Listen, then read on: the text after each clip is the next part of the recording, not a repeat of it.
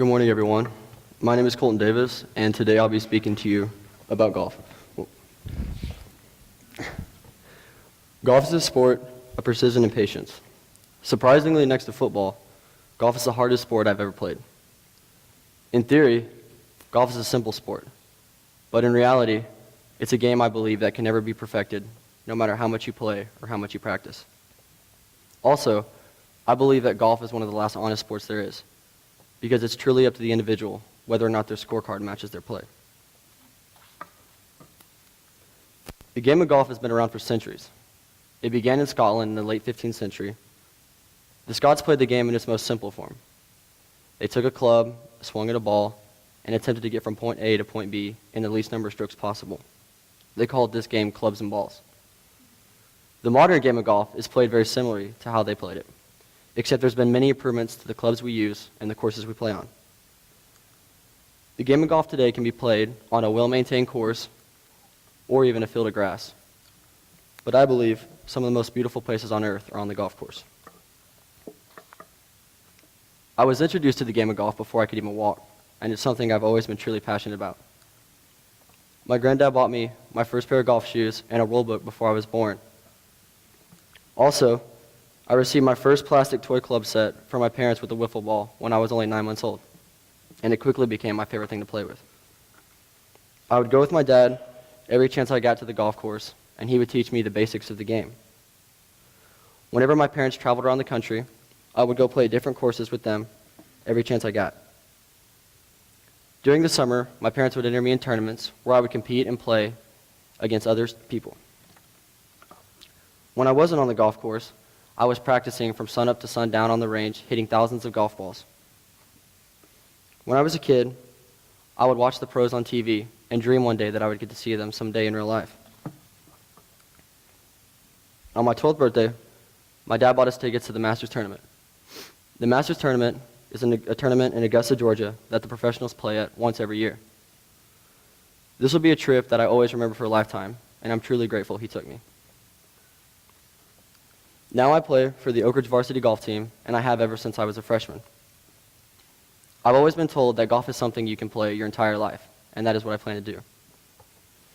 The fact that I love golf is really strange to me, because it's completely opposite of my personality.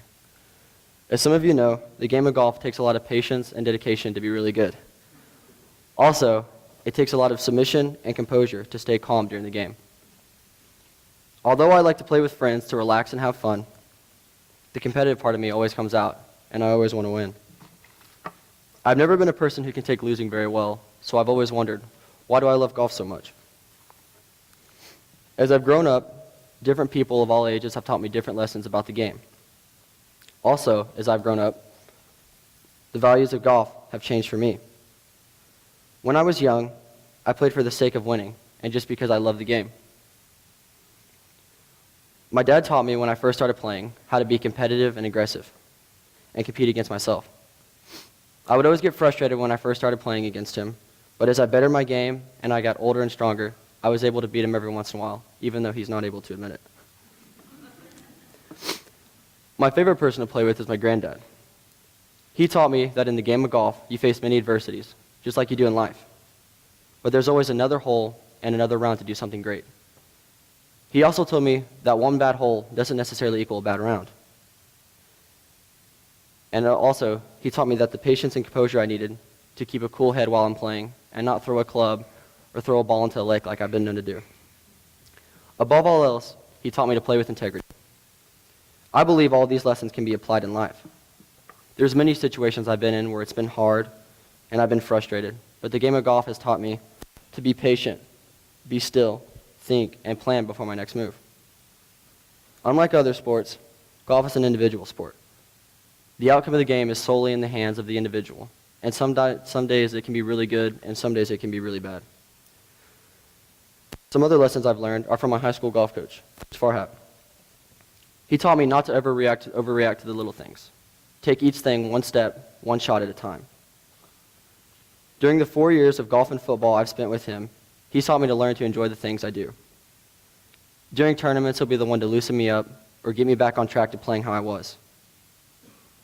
If there's one thing I can take away from golf, it's that you get to do it outside, with your family and friends, doing the thing you love in the most beautiful places on earth. So if there's one thing I can tell you, no matter what you do, no matter what sport you play, do it because you love it. In closing, I'll leave you with a quote from the author of one of my favorite books, Golf's Sacred Journey. Dr. David L. Cook said, "Find what you do well and perfect it." Thank you.